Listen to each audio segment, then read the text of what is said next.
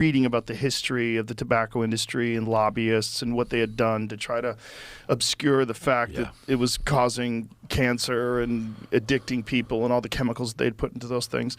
You're playing a guy who risked his life to tell us, to let everybody else know, hey, there's some nefarious forces involved in this business. It's not as simple as they're just selling you cigarettes. They're doing some shit. Yeah, well, like the responsibility is the right word. You know, that experience that I was sharing with you, where I sat in front of him, I asked him some tough questions. I pushed a button emotionally. What was it about? And I could see he was still affected by it. And it was about his family and the question, you mean? Yes. Yeah. It was about the effect of the situation on his family.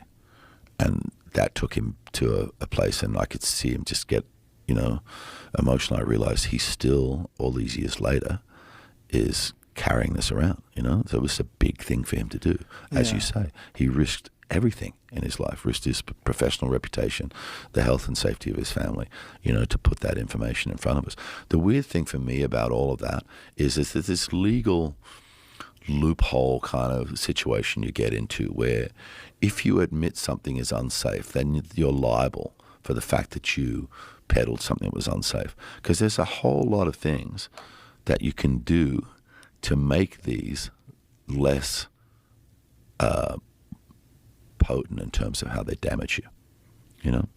You can take out the chemicals, you can return the tobacco to its more natural state, but we don't do any of that because that would be admitting that it's an unsafe product, and it opens up a whole bunch of more legal bullshit. But it's a funny thing. I don't want to be an advocate for cigarette smoking, but there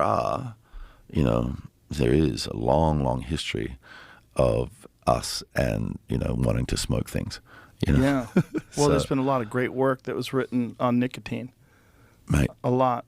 Every major mathematician, every major scientist, they all smoke. Mm-hmm. There is something in that nicotine opening neural pathways that they might not have access to normally. I think it's the delivery method too, because there's different ways of doing it. There's pouches, but there's a very different thing that happens when you smoke it. Right. Yeah.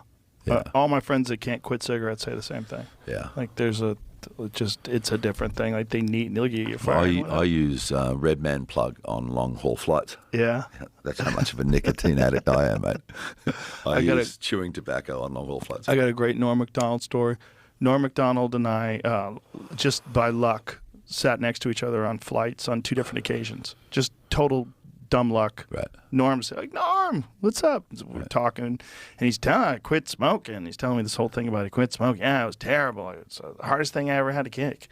Yeah, I loved smoking, but you know what? It's fucking terrible for you. I had to quit. So he's telling me about this. The moment we land, he runs into the gift shop and buys a pack of cigarettes, and he's lighting them before he gets. I go, what are you doing? I thought you quit. He goes, yeah, I did, but then we started talking about it. I wanted a cigarette, and he's lighting it before he even gets out the door. He just couldn't wait to get it back in him. Well, here's the funny thing, though, right, with that somebody sort of said to me once, and it's a true thing, is like, when you haven't had a cigarette for a while and you get a craving, right? That's all you have to deal with. Right. That's it. Right. At that moment. Yeah. It's not like other things that might, get deeper and harder and more difficult or whatever. It's only ever going to be that craving, so you just have to sort of walk past it, and but also to satisfy that craving, when you do satisfy that craving, it's an immediate release of one of the most pressing physical things that's bothering you.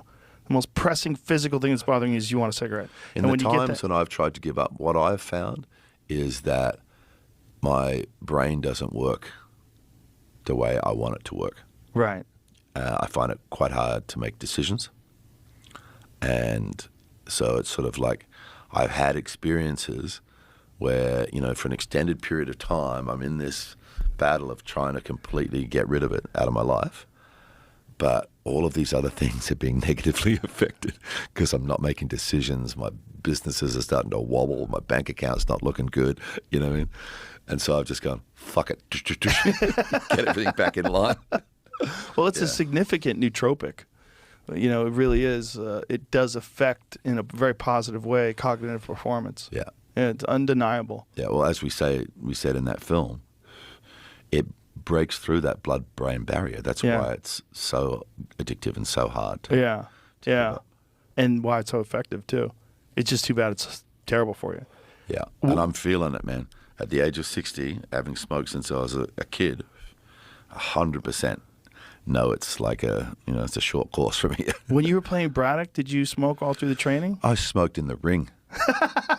Right? There's photographs. I had a guy because you can't take your gloves off on, right. You know. And so I used to just go over to the corner, he'd stick it in my mouth and go, pop. Wow. You know? But then we developed a set of gloves that were Velcroed. So they had the laces on the outside, but they're actually Velcro. I could get them out so I could have a cigarette.